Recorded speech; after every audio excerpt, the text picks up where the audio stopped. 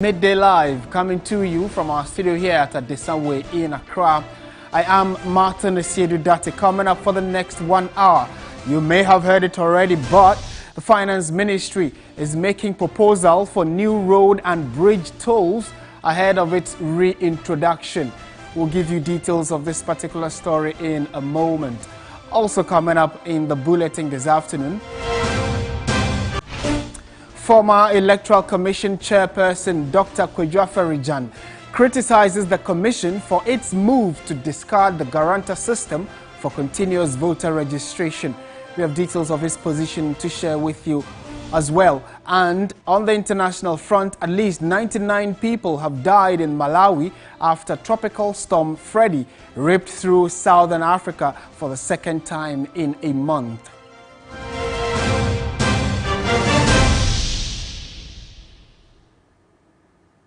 We have details of all these stories and more. Do get interactive with us. Let's know what you think about the stories we have for you this afternoon. We'll be happy to share it with the rest of the world. We are starting with one that you may have to dig deeper in your pocket to pay for, which is road tolls. So, the Ministry of Finance has written to the counterpart, the Ministry of Roads and Highways, to confirm the approval fees and charges as tolls on roads and bridges are to be reintroduced this year. The road tolls were cancelled in 2022 after the Finance Minister, Ken Ofori-Atta, read that year's budget in Parliament, introducing the electronic transaction levy to rake in more revenue from larger sections of the public. However, after revenue shortfalls from the e-levy, the Minister announced a reintroduction of the tolls in the 2023 budget, which was read on Thursday, the 24th of November, 2022. Consequently, in his letter dated Friday the 10th of March, Mr. Ofori-Atta, the Finance Minister, has given his ministry's input regarding the proposal on the fees and charges tabled for approval by the Roads Ministry, which means that if the Roads Ministry gives an approval, you'll be seeing shortly on your screens how much you would have to pay when you go to the tolls. Meanwhile, the Roads Ministry, so that's just an idea. We'll get into the details of how much the various vehicles will be paying in the jiffy. Meanwhile, the Ministry of Roads and Highways says the set reintroduction of the tolls applies to the Tema motorway and its extension, and, for instance, any other road that will be a public-private partnership project between a private institution and government and must be self-financed, hence the decision to toll such roads. The statement signed by the head of public affairs, public relations at the ministry, Nasser Ahmed Yate, explained that the government has not reinstated tolls yet across the country. It says what the Finance Ministry put out was the public-private partnership project, which will be agreed on by the government and a private institution to agree on which roads need to be tolled. So it is not just every road, but then roads that will be a partnership between private institutions and government. So let's look at some of the, in terms of the amount you will be paying if you these new road tolls are implemented. Currently, if you are a saloon vehicle or regular four-wheel car, you pay 50 pesos. The new proposal is that you start paying 1 cedi for private and smaller vehicles. Pickup or 4x4 vehicles used to pay 1 cedi, now they'll pay 1 cedi 50 pesos. Light buses like the urban buses and then also the civilian buses, which used to pay 1 cedi, would also be paying 1 cedi 50 pesos. And then the mummy wagons would be paying 1 cedi.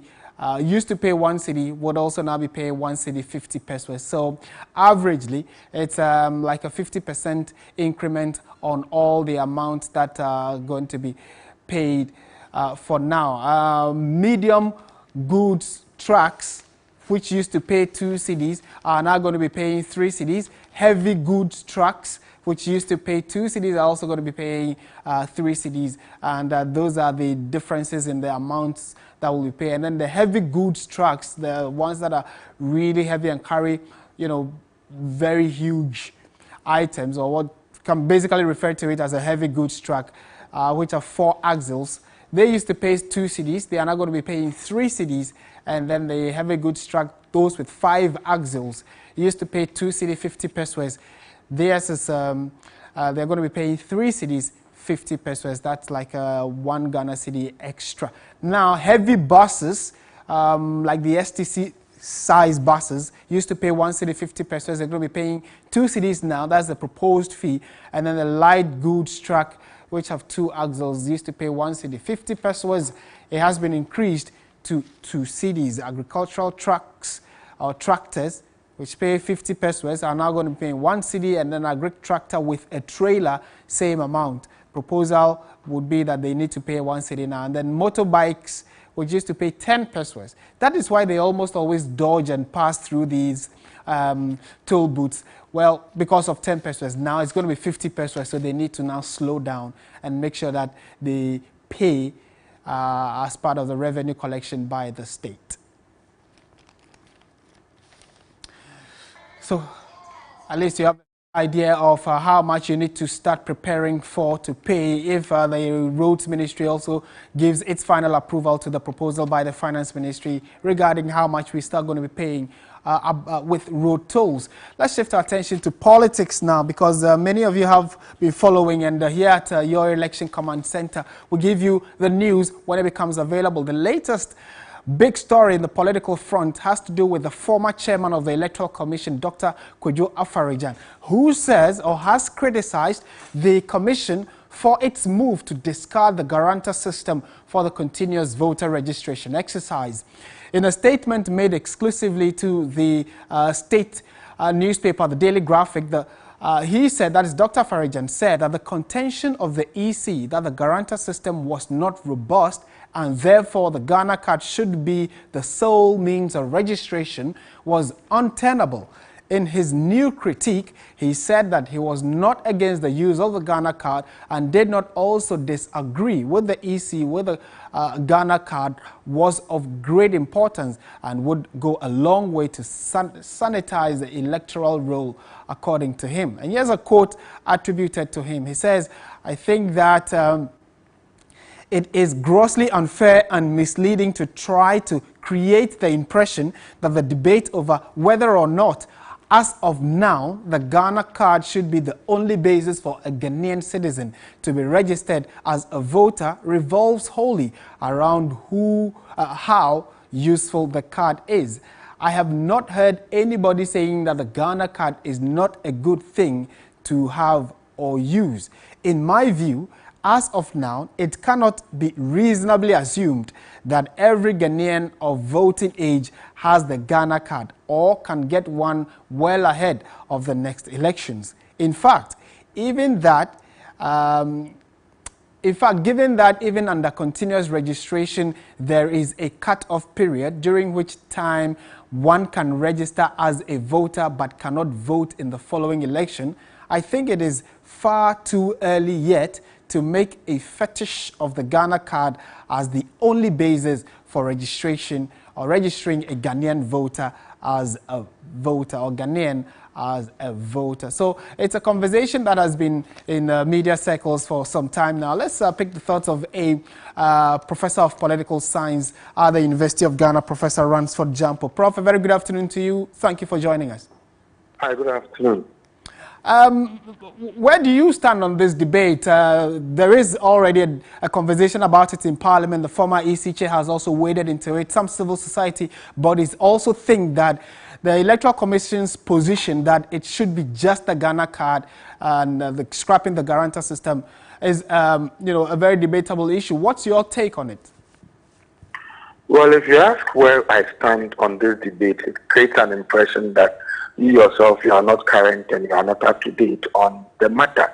If you are current and you are up to date on the matter, you see that it is for this same debate that Ken Atefa has taken serious issues with me, fighting me in the media eloquently and being defensive on matters that are challenging and staring in the face.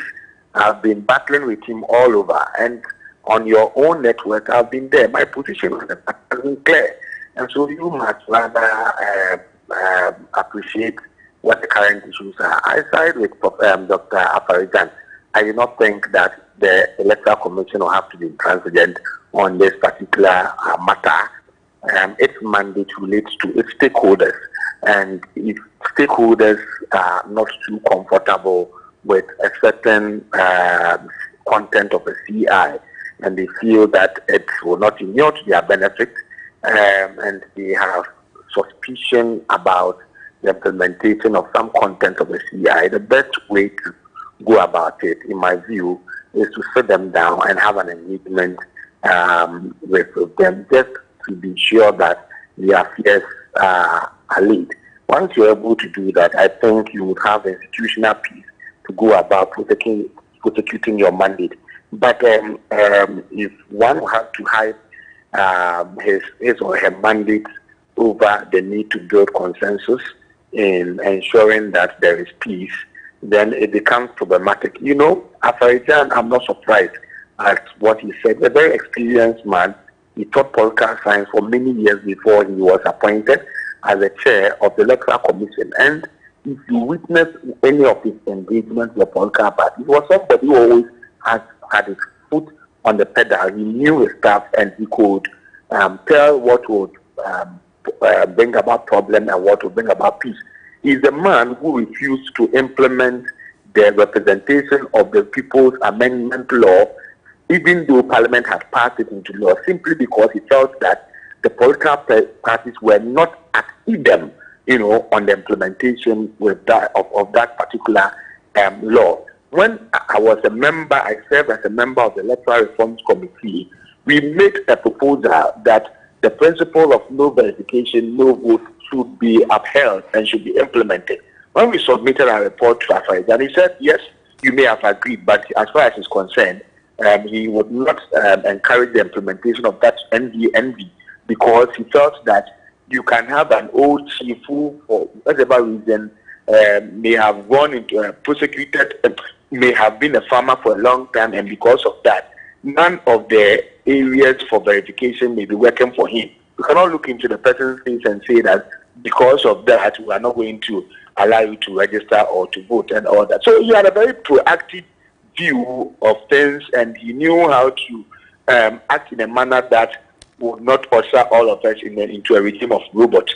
And so I am very excited that he's also added his voice to this call, that the guarantor system, though others have abused it, must be used alongside the holding, alongside the Ghana card. And then let us put in place rather mechanisms to ensure that those who are abusing the guarantor system are reduced, so that if we get to that point that we know that we've been able to register a critical mass of people, of Ghanaian voters who now will be wielding the Ghana card, then we can go that full hog. So for me, there is no need to rush in abandoning the guarantor system and in going solely for the Ghana card. If you rush too much, then it creates an impression, it deepens people's suspicion that maybe you have another agenda, and it doesn't augur well for our peace.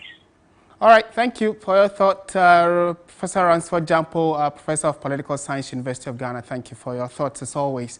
We're shifting to some other stories now, and former presidential staffer Charles Bissiou is asking an Accra High Court to stop the office of the special prosecutor from prosecuting him because he was set free by the Ghana police in investigations relating to Galamsey activities.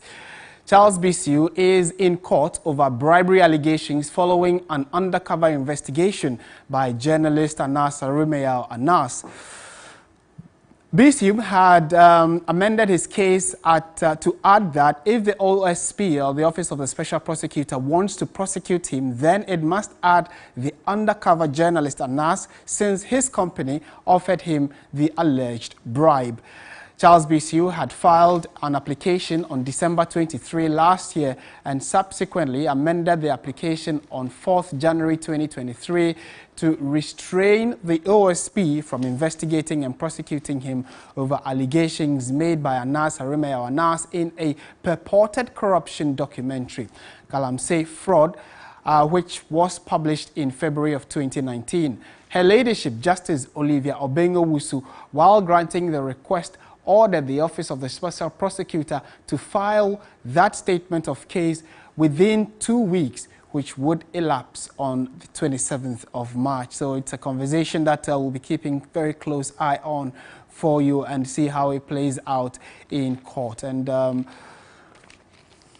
still on Media Live, though, let's move away from the courts and go to education. Now, the Minister for Education, Dr. Yao Osei-Edu-Twum, has said that the education sector is vehemently being revolutionized to ensure students are trained to meet demands in the job market.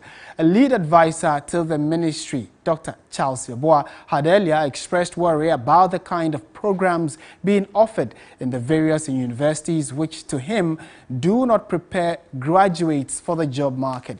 William Evans Inkum has come through with the following report. Institutions across the country churn out thousands of students every year. Pathetically few meet the job market. A lead advisor to the Ministry of Education, Dr. Charles Yeboah, has been explaining why. Universities today are not adequately preparing graduates for the world of work, and therefore contribute to the huge skills and competencies gap between schools and industry. For many years, companies in all sectors of the economy here in Ghana and abroad have complained that today's graduates lack basic certain skills and competencies for the modern workplace. So, in all this, what is the position of the Ministry of Education? The ecosystem has been created. Now at a point where TVET has become more relevant to the needs of our nation, and I know you're talking about the fourth industrial revolution and the fact that certain jobs are going to be lost. And therefore, we need to be shifting gears into the new TVET space. And that is why in the new TVET space, students are taking courses in math, science, English. You really have to train the new kind of TVET expert or somebody with TVET expertise who is well-rounded. What do you want to be remembered for in the next few years? Let me say 3 years to come. This guy has set me up. Remembered for leading the present agenda for STEM and TVET transformation. I believe that we have come to a recognition and realization that the TVET of yesteryears will not change Ghana. We have need the 21st century TVET. William Evans Inkum, TV3 News, Kumasi. Right, we're saying on issues of education and many angles that have, come up as a result of that. Executive Director of the Institute for Education Studies, IFEST, Dr. Peter Partey-Anti, has joined us via Zoom for a quick conversation on this. Doc, a very good afternoon to you. Thank you for joining us. Good afternoon. I'm sure you've been following the Education Minister's position, and I mean, specifically, he is saying that one thing he would like to be remembered for will be the STEM that this government is championing. From where you sit, right from the basics through secondary, maybe we can talk tertiary later, how much of an improvement has Ghana made when it comes to STEM education and, government's decision to reinvest and make sure that we have a strong system when it comes to science, technology, engineering, and mathematics? Well, I think that when we talk about STEM, we take our minds back to the late 1990s, where we started equipping our various science labs. I remember those science resource centers with their buses that used to carry students from one school to the other to have their science yellow buses, yes, that to have their science practicals. So those were the periods that a lot of investment and interest were put in that particular sector. But I must say that from the time the minister took over as the Minister of Education, he's shown commitment to improving science, technology, engineering, and mathematics education. And as we are talking now, we are having schools that are specifically dedicated to STEM education. I'm very much aware that a STEM curriculum has been developed. I know that he's also championing issues relating to engineering and helping students assess engineering in some of our local universities.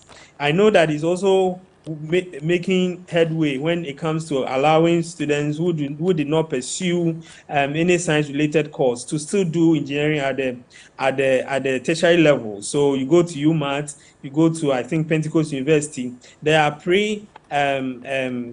tertiary programs, or 1 year tertiary program that is designed for students who did the arts and still have the feel, the zeal to do engineering. And these are things that he's championing, and therefore, if he says that he wants to be remembered for that, I think that he is doing a lot much more in that area. Some of us have said that instead of starting new institutions, there's a need to invest in the already existing ones. I'm told that these are things that he has also shown commitment to, that in some of our secondary schools, they are expanding their science labs, and they're also doing making sure that some of these resources are provided for schools that are already classified as science schools.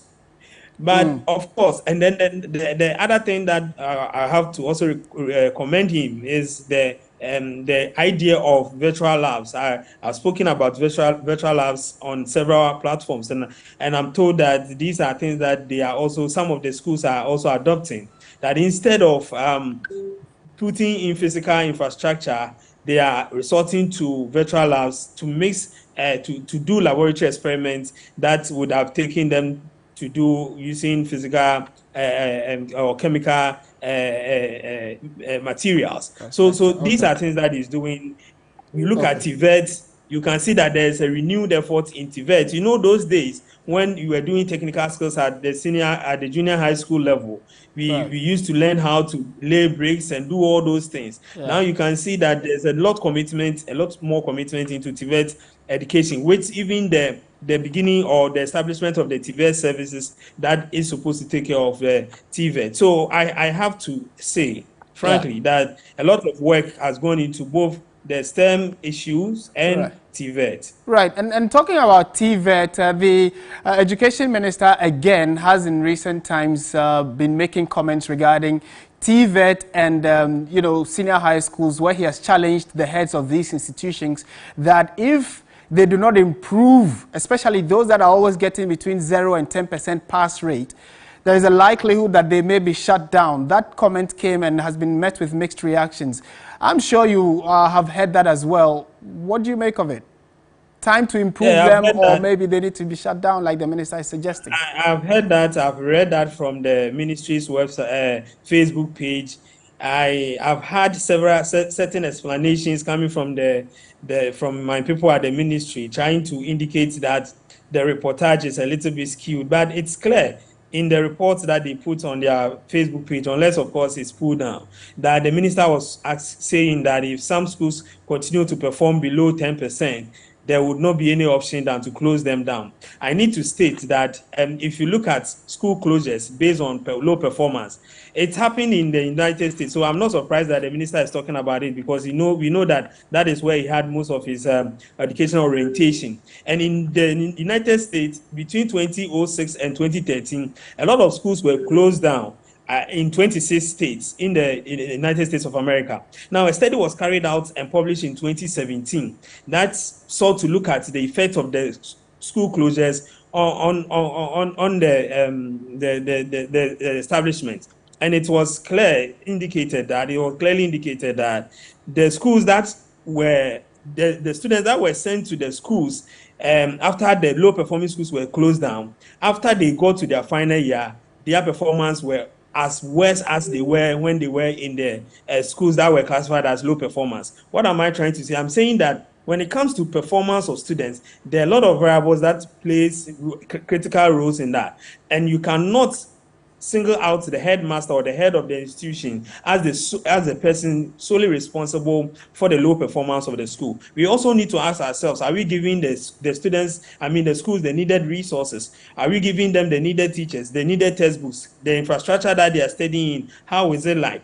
If you are able to check all these things and we still feel that despite the provision of all these variables, the students are still not doing well, I would still go forward and ask, why don't we change the head? Because the minister is on record to have said that there was an assistant master of Presec who was moved to another school. And after the master was moved to that school, the school has seen some tremendous change and transformation. So changing the heads of the institution can lead to changing the future, the performance of that particular school. But closing the schools empirically seems not to be an option that we can resort to at this time, because the evidence is clear that at the end of the day, the end result will not be any different from what it was already. Right. Certainly, it's one of the subjects that many people have expressed interest in, but I'm sure we'll be engaging you further to see how best we can revive these schools that are performing under 10%. Thank you very much, Dr. Peter Pate,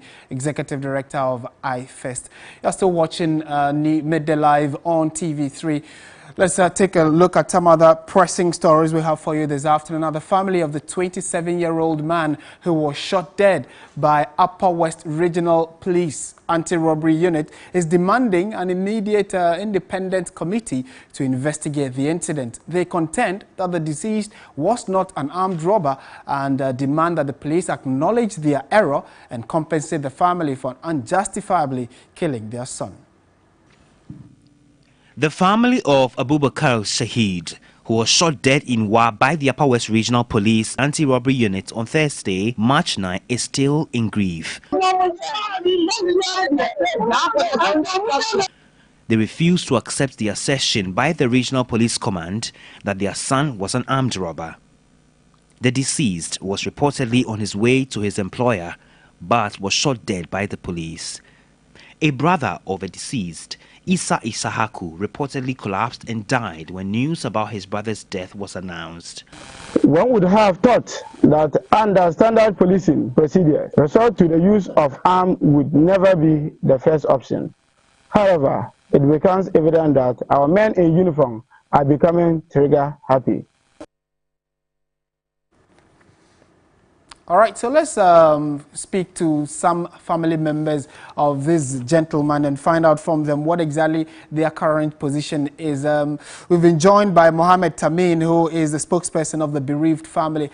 Mr. Tamin, a very good afternoon to you. Thank you for joining us on Midday Live. Good afternoon, my brother. What has been the reaction of the IGP or the police service so far to this case? Well, the IGP, he called the family this morning and he spoke as a leader like he is. He tried that to restore calm and peace within the Upper West while the investigation continues. Because we held a press conference yesterday and we gave them 24 hours ultimatum to either respond or we embark on the second phase of our crusade, that is justice for Shahid. But fortunately, the IGP called today. He spoke with some family members because I was the one he called. But then we were still in the family meeting, arranging to do the next stage of our mourning.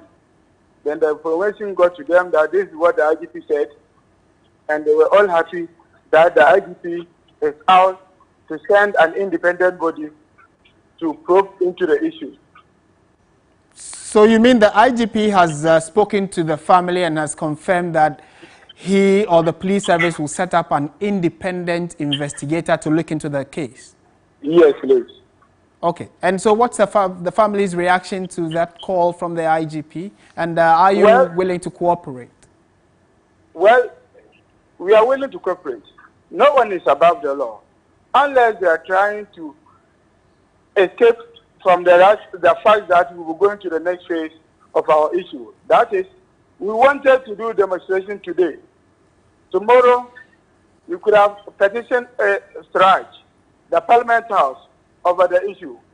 But thank God he has called.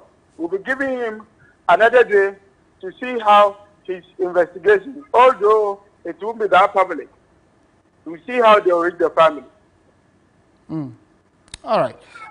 Mohammed Tamin, we are grateful that you made time to speak to us. We'll certainly be following up to see what next. You say in 24 hours you are waiting to see what action will follow the call of the IGP. Is that it? Yes, please. Okay, so definitely we would also be following up to see what happens next. Thank you so much for making time to speak to us. Mohammed Tamin is the spokesperson of the family of the young man who was killed by the anti-robbery squad of the Ghana Police Service. They say he wasn't an armed robber, and following that, the IGP has reached out to the family. It's an unfolding story. Trust us to keep you posted subsequently. We're staying in the northern part of the country. This time around, we are talking about the vaccines and the distribution thereon. So, health facilities in northern Ghana, we are told, have also taken delivery of their vaccines. Some health facilities in that part of the country began administering it to the children when they got their allocations, and some have also stored it in their medical cold rooms. A visit to some health facilities in Tamale, specifically the sub-metro, saw parents waiting for the vaccines to be administered to their children. 2 days now since the vaccines arrived here in the northern region. Now, according to the regional health director, Dr. Brahma Abubakari, 10 districts out of the 16 districts in the northern region have so far taken delivery of the vaccines. Now, most health facilities in the Tamale metropolis are yet to take delivery of their consignments. I have visited most of these hospitals, and nurses there tell me that even though the vaccines have been allocated to the various health directories, they are yet to also take delivery of their consignment. Parents who have brought their children in anticipation of getting a jab are still waiting. So when I came, I went and asked one of the midwives, and they said it has come, but it has not reached the hospital yet. So I'm still waiting for it.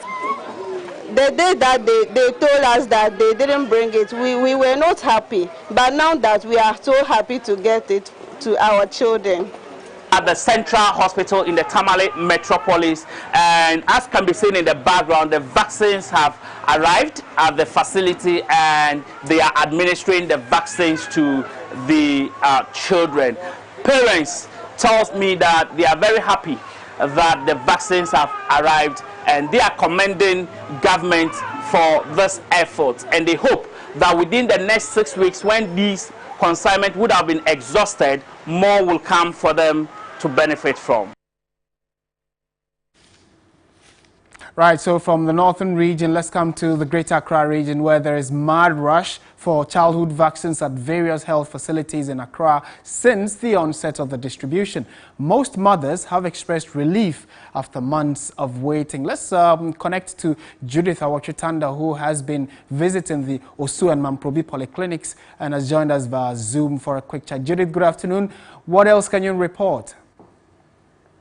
Right. I'm currently at the Mamprobi Polyclinic. Of course, there were a lot of women here since the morning receiving their vaccines. They are very happy that finally the fight is over. Most of them have been waiting for 2 to 3 months trying to get vaccines for their children to no avail. But since the vaccines arrived, they have heaved a sigh of relief. They're able to get these vaccines. A lot of mothers have been trooping in and out of the hospital. Currently, the mothers have reduced here, but earlier in the day, there were so many mothers here. Also, at the other hospital which I visited, for that place, it was just filled with so many mothers. That's the Osu maternity home. It was packed to the brim. So many mothers were there receiving their jabs. Some had just given birth about 2 weeks ago, and for them, although they hadn't been waiting for months, they were scared that if the vaccines don't arrive as soon as possible, their children might fall sick or get any of the diseases that these vaccines were supposed to cure. And so definitely these women have heaved a sigh of relief. They believe that their children are now safe, and they're happy that these vaccines have arrived. All right, Judith, thank you very much. We know that subsequent bulletins you would bring us further updates of the distribution and onward administering of these vaccines to children across the country. You're still watching Midday Live on TV3. Let's go to some other stories now. And the Assin Central Member of Parliament and the 2024 presidential hopeful for the New Patriotic Party, Kennedy Agyapong, has taken on the Ghana Revenue Authority over what he describes as harassment. The NPP firebrand, in an interview, described the Revenue Authority's decision to audit a yet-to-be-completed steel company as witch hunt because of his political ambition. Let's listen to him. Tamisia, meanwhile, about 65% complete. Ghana Revenue, actually, letter said they want to go and audit me. And then they went there. I don't know what they're going to do. Me a Ghanaian, I'm a businessman. Omun tia siya kurasa Ghanaian, what agreement say? Hey, be a juma, Emma, Nimia Ghanaian. Enipa miensa from Ghana Revenue Authority. Eko audit Kennedy Agyapong. So basically, Kennedy Agyapong is saying that his steel factory that he's constructing is about 65% complete. And even now that it's not completed, the Ghana Revenue Authority have reached out to him saying they want to go and audit it. In fact, 3 persons from the Revenue Authority have already been to his site, all in the name of auditing to find out, how far he has done, and then probably the financing of the whole project, which he believes is harassment and intimidation. Those were his words, and more like just giving an interpretation of what he said in the local language of Twi, that's in English. Now, the Ghana Revenue Authority's management, however, has refuted these allegations of constant harassment by the Member of Parliament for Asin Central, Kennedy Agyapong, through unwarranted audits of his company. The authority has also been compelled to issue a statement after the MP, who is aspiring to be the presidential candidate of the New Patriotic Party, claimed his presidential ambition has brought unwarranted attention from the tax outfit onto him. In the statement, the GRA insisted its officials are merely carrying out their mandate. The statement stressed that the MP's company was not singled out for the regular exercise and says about 30 of such risk-based activities were carried out on a number of businesses in January and February of this year, 2023. So it looks as though it's a back and forth between the firebrand politician and the state institution, the Ghana Revenue Authority. You're still watching Midday Live, and we have many more stories for you right after this. Stay with us.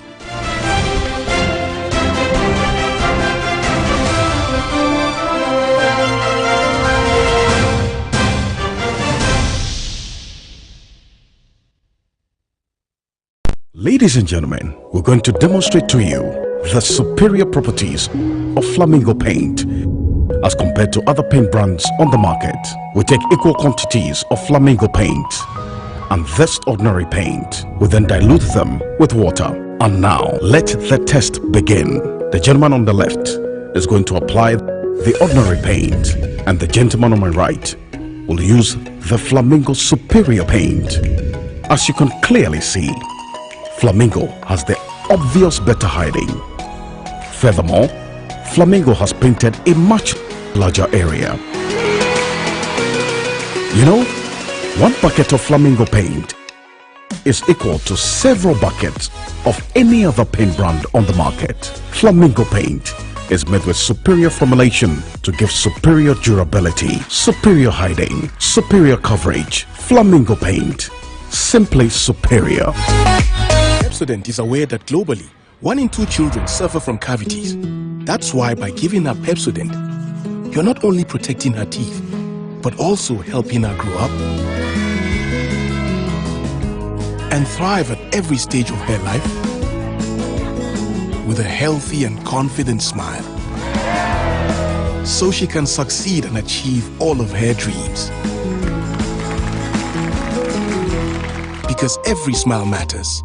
Zest Console is the best place for your IELTS, SAT, and GRE tuition. Dial facilitates study, work, and live abroad. The SAT and GRA facilitate study abroad on scholarships. Zest Consult has an amazing track record of training around 4,000 students, nurses, midwives, and many others who have excelled in these examinations and realized their study and work abroad dreams. Contact us if you really want to study on scholarship. Zest Consult also provides real estate, automobile, and IT solution services. We can help you buy or sell lands and buildings and rent office spaces or accommodation. We can also help you obtain a car loan or buy or sell a car. If your institution needs a stunning website and amazing software, then contact us. You can call or WhatsApp us on 0345 631 633 or 050 909 2330. You can locate us at Kumasi Cultural Center and the Chamsume 5 inside Willas Towers. Zest Consult, excellence is our home. Everybody knows Acrobato. And if you know Acrobato, it means you know M-Punch Homeopathic Clinic. M-Punch Homeopathic Clinic is my pillar. Let's hear what others are saying about M-Punch Homeopathic Clinic. Who will be careful M-Punch one? Chesena me ankasa me period no say problems wom ntina ma wo ho idea ma me papa chesena nya asem ketewa na me coin point no mo hwe me modam no mo hwe bibia na so mo meduro me fire no ene ma won kura me nu foforo kwa na me coin mu a eba and everything yourself me ma me no adwojo eda ho a wontumi nante and then ko end point o mama nuru a and then ho idea watimi asori anante. That's end point for you of Acrobato. Hello hey ohwehwe what che okay a free bra wo di end point what dance am me call you no me Johnson sema na enkoyie empeso na ma yemre nyina na magina sebema na me be fie for there e ho na nyina jaresa. You heard everything. I have secret. M-Punch is my secret. M-Punch Homeopathic Clinic. I'm free. At Shaiman at night, full of life, energy, and many residents say hidden dangers.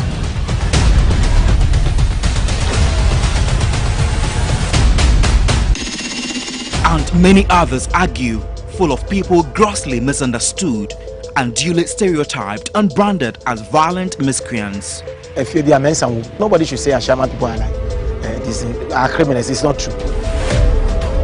My name is Godwin Asidiba, and on this edition of The Assignment, I will examine how a community's notoriety, perceived or real, has been in a nation's focus after the murder of a 21-year-old soldier and the Ghana Army's brutal. Heavily criticized, some say disproportionate reaction.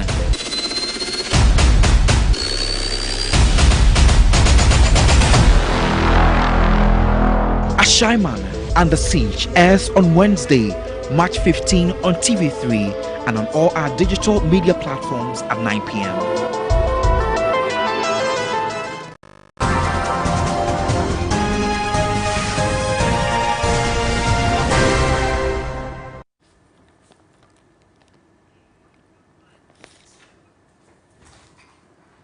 Well, Pakwesi has joined us in studio for the latest in the world of business, and he's going to take it right away. Pakwesi, good afternoon. Hi, Martin. Good afternoon. How are you doing? Not bad at all. So take it away. What's in business? Thank you. I heard you speak some English. You said, well, what the? What's that? Was it Chris Waddle you're talking about? Let's give us business, Pakwesi. Hello and welcome to the Business News segment here on Midday Live. We begin with happenings at the Finance Ministry, and 3 business sources at the Finance Ministry have revealed that payment processes have commenced for bonds that matured during the domestic debt exchange program but were not honored. Well, the officials said holders of the bonds could be receiving their monies by close of day today through to Wednesday. The government suspended debt service during the exchange exercise and pledged to resume payments by March 13, following a meeting with all 3 bondholder groups that refused to participate in the debt restructuring. But as of close of day Monday, the government had again not honored its promise, raising concerns among bondholders. The delay angered the 3 bondholder groups who have vowed to resume their protest if the payments delay further. The payment, if executed today, will bring relief to the bondholders who have become anxious. We'll keep an eye on this latest development and bring you updates as and when.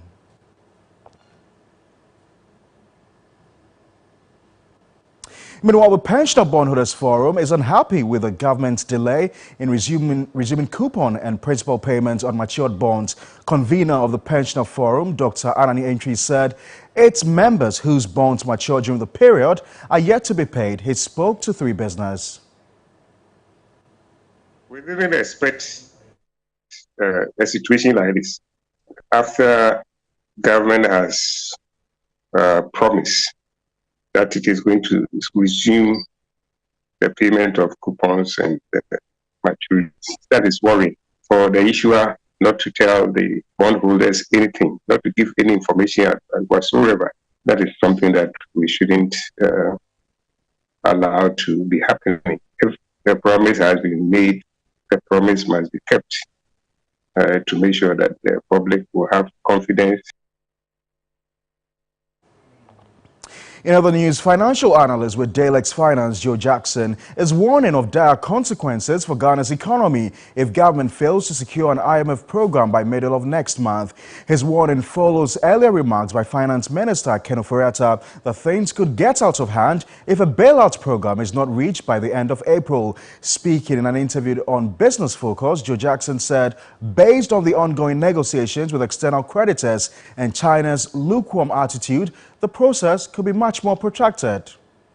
Well, the dire consequences will start with a shortage of foreign exchange. This is a country that imports all its energy requirements. Maybe so fuel, we could run out of fuel.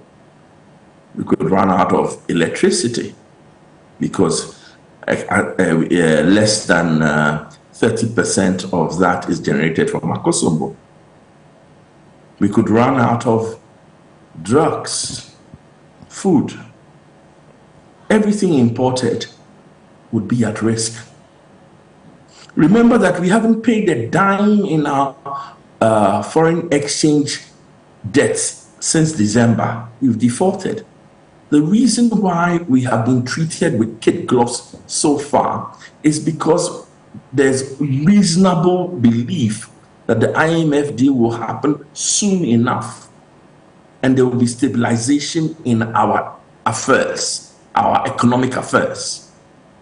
If we miss this deadline and we miss it too badly, that belief could disappear and we could start to face the doomsday scenario that His Excellency the President of Ghana has described.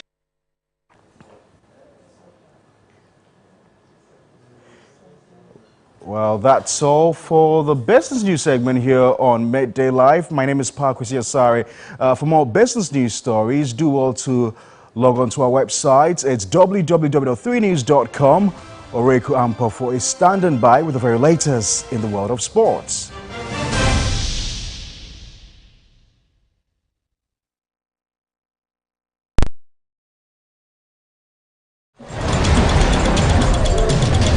At Shaiman, at night, full of life, energy, and many residents say hidden dangers.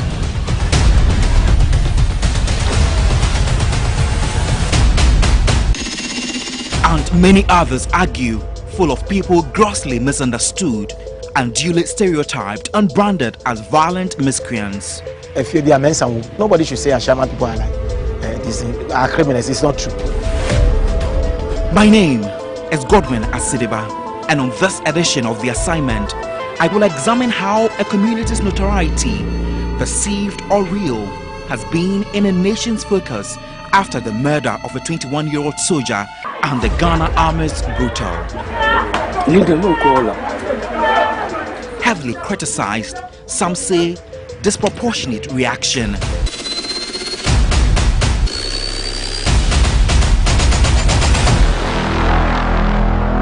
Ashaiman and the Siege airs on Wednesday, March 15 on TV3 and on all our digital media platforms at 9 p.m.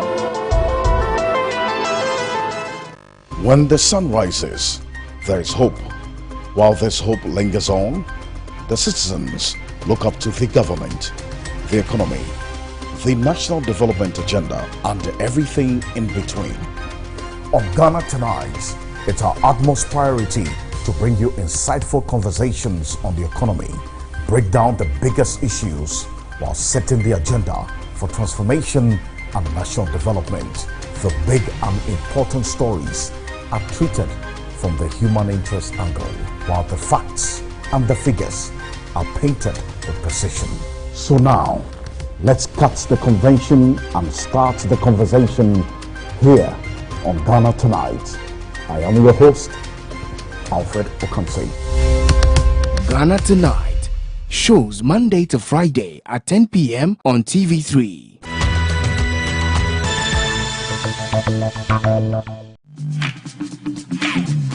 No matter where, the Capitals always tuned in their offices. You actually played it before, right? Yeah. Oh, okay. In their retail centers.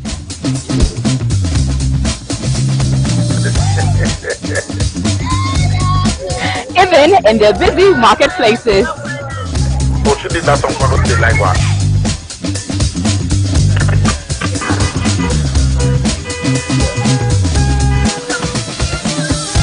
And in their cars.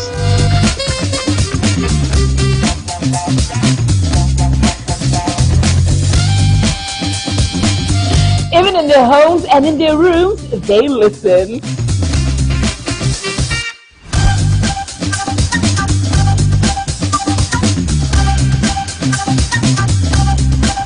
The capital is always tuned in. Yes, we run the city. Hill 3 FM 92.7.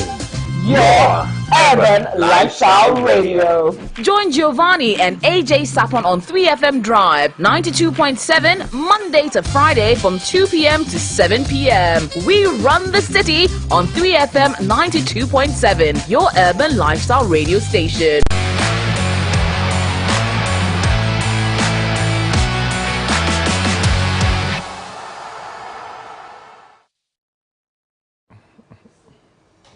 Hello, good afternoon and welcome to the sports segment here on Midday Live with me, Ore Kwampofo. Former Ghana Football Association Vice President George Afriyie is backing the appointment of Chris Hughton as the new Black Stars coach. He believes the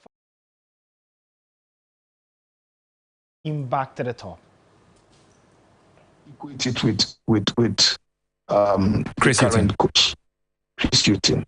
Chris, for me, should have taken us to the World Cup. Why? Because you have a manager who has managed a top English football. Today, you and I, there's no argument about it that the English football, the Spanish football, the German football are the three topmost leagues in the world. So if you have a coach who has managed top leagues in the world coming into your country as the national team coach, if you can't do it, trust me, nobody can do it. For me, I have enough confidence in Chris.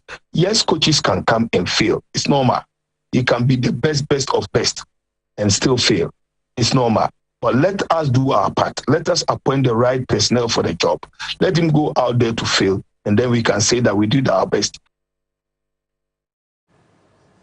With just a few months left to the end of the 2022-2023 season, Mohamed Kudus has netted an astonishing 20 goals for club and country and can still add more to his tally. Now the Three Sports team put together this report looking at the incredible journey of the 22-year-old. Pre-season suggested that this could be a breakthrough season for Mohamed Kudus at Ajax after seeing limited minutes in previous seasons due to injury. In the 114 minutes he played, he scored 3 goals in a more advanced role for new coach Alfred Schroeder.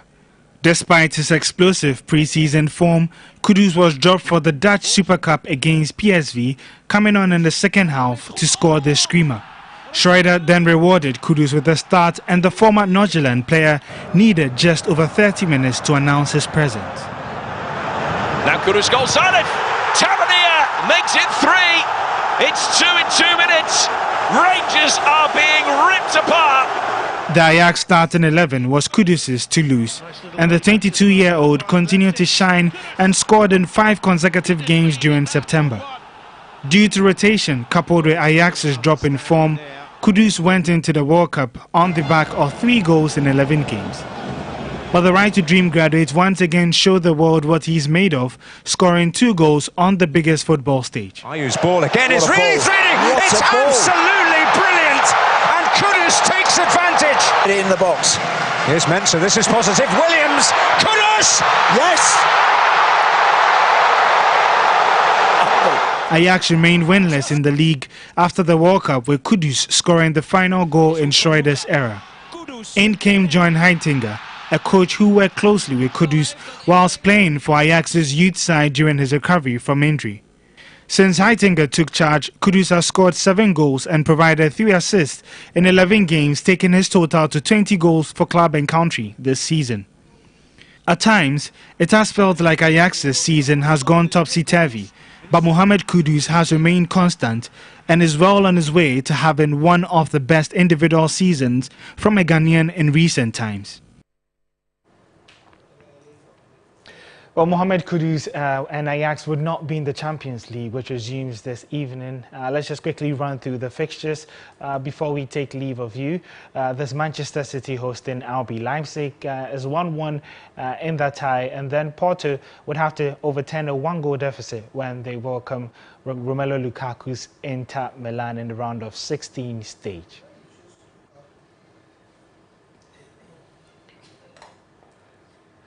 Well, that's how we wrap up the sports here on Midday. Up next is entertainment with Noella.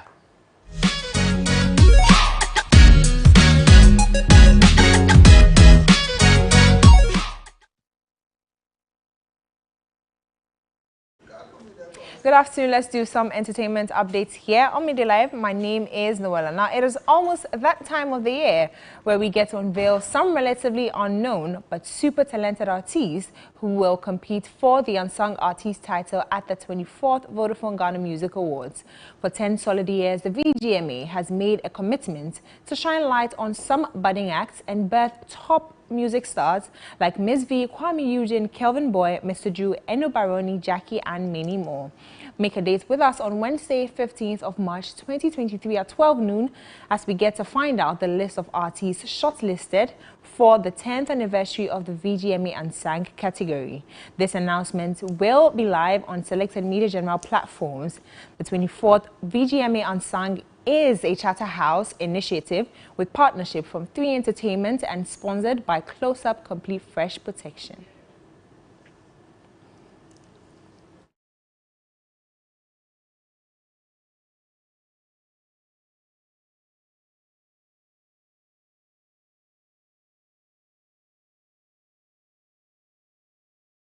That one, but onto some more stories in commemorating the Women History Month. The U.S. Embassy, the Goethe Institute, and Alliance Francaise in Accra have jointly held a film festival to honor and celebrate the achievements of women in television and film. Here are some details.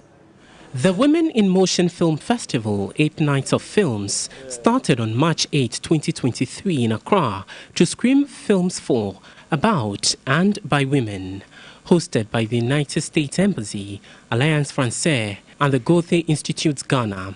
The film festival and panel discussions was held to commemorate the International Women's Day and Women's History Month. So we really looked at sort of what the catalog films offered and thought about what films would resonate with women here as well as in our own country. So we looked at themes, everything from economic independence, migration, motherhood, political independence, and yeah, so these were all themes that we thought really complemented each other well and explored different facets of what it means to be a woman today. Short films including Madame's Cravings and The Consequences of Feminism by Alice Guy, From the Reports of the Security Guards and Patrol Services Part 1 by Helg Sander from Germany, and Black Barbie by Ghanaian-British filmmaker Comfort Arthur were screened on day 1 of the festival. Director of the Goethe Institute, Helg Friesel, said the initiative is to inspire women to work harder to achieve greatness. I mean, if you see the numbers, for example, in Germany, like in the banks, in the boards of banks, it's 10% women, or in the big companies, it's like 10 to 15 maybe % women, and all the other are men still. In the parliament in Germany, a third part of them are women, but in the population it's 50%. So we have to change that, I think, and we have to acknowledge and to admit that women are the half of humankind, and they should also be active in all the important things. Well, that's how we wrap up on entertainment here on Midday Live. My name is Noella. There's more after this. At least 99 people have died in Malawi after Tropical Storm Freddy ripped through southern Africa for the second time in a month. Terrifying amounts of brown water have cascaded through neighborhoods, sweeping away homes. Malawi's biggest city, Blantyre, has recorded the most deaths, 85, including 36 in a landslide. The government has declared a state of disaster in 10 districts that have been hardest hit by the storm. Rescue workers are overwhelmed and are using shovels to try to find survivors buried in the mud. And that's how we bring the bulletin to a close. Thank you very much for spending the last hour with us. My name is Martin Esedudate. Our website, 3news.com, with many more stories for you. Have a good afternoon, and as always, stay positive. Bye for now.